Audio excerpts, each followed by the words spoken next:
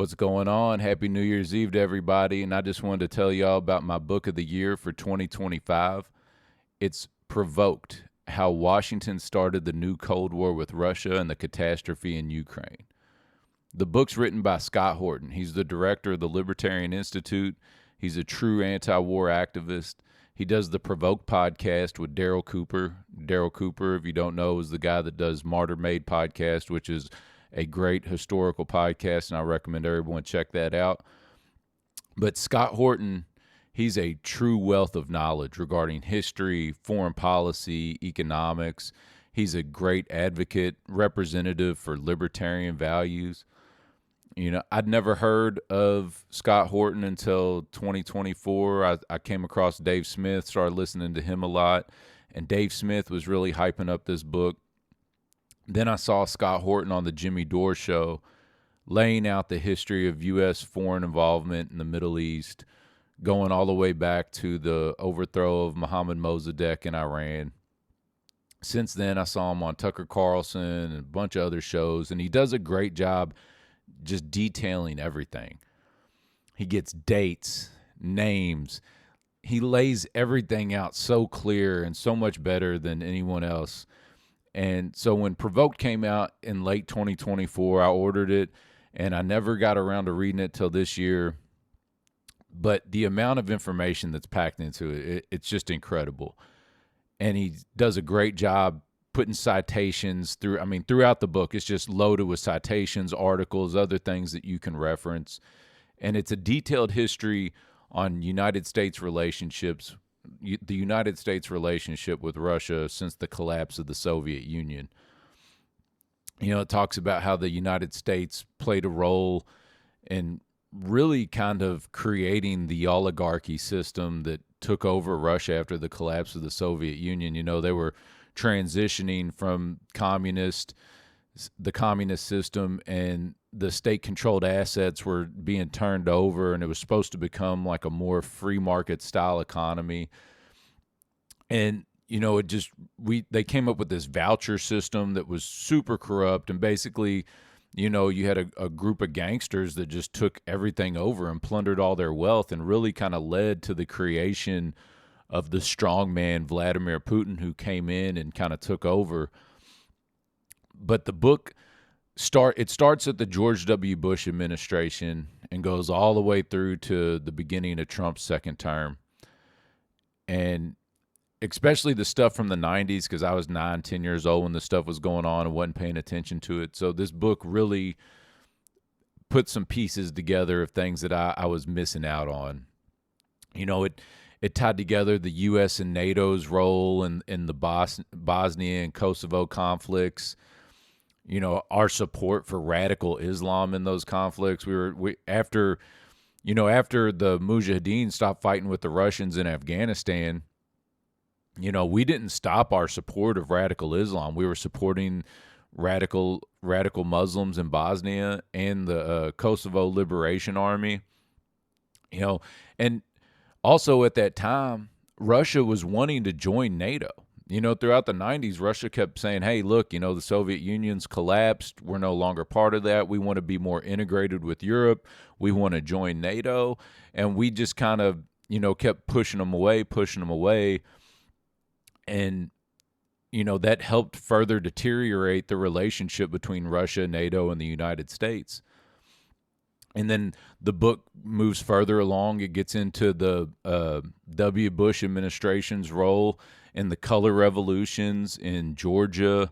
You had the Rose Revolution in Georgia. You had the Orange Revolution in Ukraine. You had the Denim Revolution in Belarus, and there was other interventions that were going on, destabilizing parts of Europe. And you know, the book really does just a good job of laying all that out, the NGOs that were involved. Talks about Bush's foreign policy blunder at the Bucharest NATO summit in 2008, where he was really pushing to bring Ukraine and Georgia into NATO. And some people say that it was because of his failures with the war in Iraq and Afghanistan that was supposed to be like his big foreign policy moment, was to push to get to push to get Georgia and Ukraine into NATO. And then we transitioned into the Obama administration's role in the Maidan coup and Victoria Nuland, and basically everything that went on in 2013, 2014 that really destabilized Ukraine and kind of started the conflict between Russia and Ukraine, or at least the current one. He details and outlines the history of the Nazi connections with the current Ukrainian forces that we're supporting. And I don't mean just Nazi as in these people are sympathizers of Hitler and, you know, they don't like Jewish people. I mean like actual like historical evolutionary ties from slaughtering Jews in the Ukraine. There was this guy, Stepan Bandera, and he led this Ukrainian nationalist group, and they were allies of the Nazis fighting against Stalin and the Russians during World War II. And these groups evolved and ended up becoming the Azov Battalion, C-14, Right Sector, and all these other neo-Nazi groups. And they have a lot more influence in the Ukrainian government than Western media would like you to believe. They actually intentionally downplay it so that way you're not conflicted when you're supporting Ukraine to know that you're actually supporting Nazis. And then gets into Trump's first administration and outlines all the corruption and the smears of Donald Trump and the Russiagate propaganda and how it was all just, you know, it was all just lies and fabricated cases. And the Clinton administration ended up actually having to pay a fine because of their role in funding this, you know, essentially attack on Donald Trump. And don't get me wrong, Scott Horton, this is in no defense of Donald Trump, because he also documents how Trump continued to send weapons into Ukraine, and he wasn't really as much of a peacemaker as people would think regarding the Ukraine-Russia conflict, but basically how they were trying to demonize Russia and using the whole Trump administration's role to demonize Vladimir Putin. But the book wraps up, obviously, with the Biden administration and their role in kind of escalating all the tensions, and NATO not backing off, and, you know, leading to Putin invading Ukraine, which is where most people think it all started. They just think one day Putin got a wild hair and was like, hey, I'm just going to invade Ukraine. No, that's like the third act of the play. You know, people need to read this book. People need to understand that there's a lot more to it than just, oh, Putin's some crazy guy that wants to take over Europe. He's the new Hitler. And that's the reason that this book, I think, is my book of the year, because it's just so critical at this time for people to really understand what's going on, why we need to cut ties with Ukraine, why we need to drop all of this. You know, we're so involved in other countries while things are deteriorating here at home.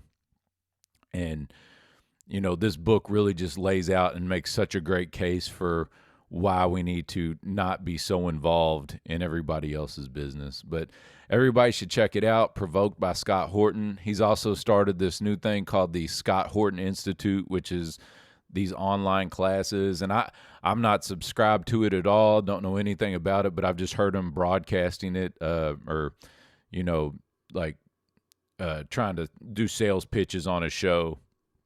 And it sounds interesting. So anybody that's maybe not familiar with libertarian ideology, or, you know, like the downside of the United States foreign policy, I would recommend check it out.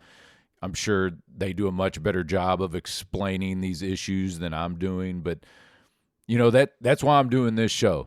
Okay, like, I'm just trying to get these ideas out there and maybe point people in the direction of other people that can give them better, you know, information, like Scott Horton, like Dave Smith, like Daryl Cooper. These are all people that I listen to, that I'm influenced by. I like to read, you know, I read a lot of books. But, you know, that's all I can do. I can't, like, everybody can't listen to the podcast that I listen to. Everybody can't read the books that I read. But if I can try to advocate and promote, you know, what I see as being good information, then that's what I want to do, because the more informed and the more educated we all are, the better off we can make our country. and hopefully start making some changes for the better. So thank you for listening. I hope everybody has a good new year. If you go out, be safe, have a good time. But that's it. Please like, subscribe, and comment, and Happy New Year.